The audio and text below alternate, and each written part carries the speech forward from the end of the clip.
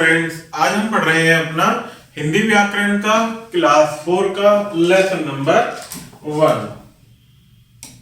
Class 4 का lesson number 1 जिसका नाम है प्यारे बच्चों भाषा और व्याकरण। तो आइएगा प्यारे बच्चों शुरू करते हैं। उपयुक्त बने चित्रों में आपने देखा कि विशाल एक पत्र लिख रहा है तथा छोटी बच्ची इशारे में गेंद मांग रही है। तात्पर्य यह है कि जो कुछ हम बोलते हैं, सुनते हैं अथवा जिस साधन का प्रयोग हम अपने मन के विचारों को प्रकट करने के लिए तथा दूसरों की बात को समझने के लिए करते हैं उसे भाषा कहते हैं। क्या कहते हैं? सामान्य अर्थ में प्यारे बच्चों यदि आपको मैं समझाऊं तो कह सकते हैं कि हम अपने विचारों को व्यक्त करने, समझने, बताने या सुनकर उसको समझने के लिए जिस माध्यम का प्रयोग करते हैं प्यारे बच्चों वही क्या है? भाषा है। तो आइए देखते हैं आगे कि इस प्रकार से हम कह सकते हैं कि भाषा वह साधन है जिसके द्वारा हम अपने भावों तथा विचारों का आदान प्रदान करते हैं, अर्थात एक दूसरे के भावों और विचारों का एक दूसरे के साथ आदान प्रदान करते हैं। वही क्या है प्यारे बच्चों? हमारी भाषा है। भाषा के 3 रूप होते हैं, मौखिक रूप, लिखित रूप भाषा और सांकेतिक भाषा। तो देखते हैं पहला मौखिक भाषा। मन के विचारों को बोलकर प्रकट करना तथा दूसरों के विचारों को सुनकर समझना भाषा का मौखिक रूप कहलाता है, अर्थात बोलकर अपने विचारों को प्रकट करना और उनके विचारों को समझकर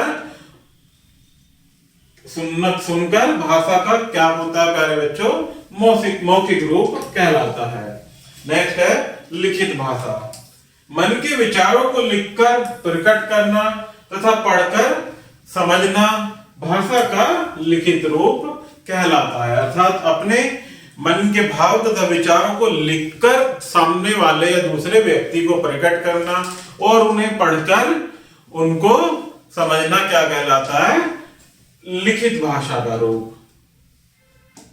नेक्स्ट है प्यारे बच्चों सांकेतिक भाषा। मन के विचारों को इशारों के द्वारा प्रकट करना तथा समझना भाषा का सांकेतिक रूप कहलाता है। आगे देखते हैं प्यारे बच्चों लिपि। जिन चिन्हों का प्रयोग भाषा लिखने के लिए किया जाता है वह लिपि कहलाती है। प्रत्येक भाषा की अपनी लिपि होती है, जैसे हिंदी भाषा की लिपि देवनागरी, अंग्रेजी की लिपि रोमन, उर्दू की लिपि फारसी। इसी प्रकार से पंजाबी भाषा की लिपि गुरमुखी, बंगाली की लिपि बंगाली और संस्कृत भाषा की लिपि क्या होती है प्यारे बच्चों? देवनागरी। आगे पढ़ते हैं व्याकरण। व्याकरण के द्वारा हम किसी भाषा को शुद्ध रूप में लिखना, पढ़ना तथा बोलना सीखते हैं।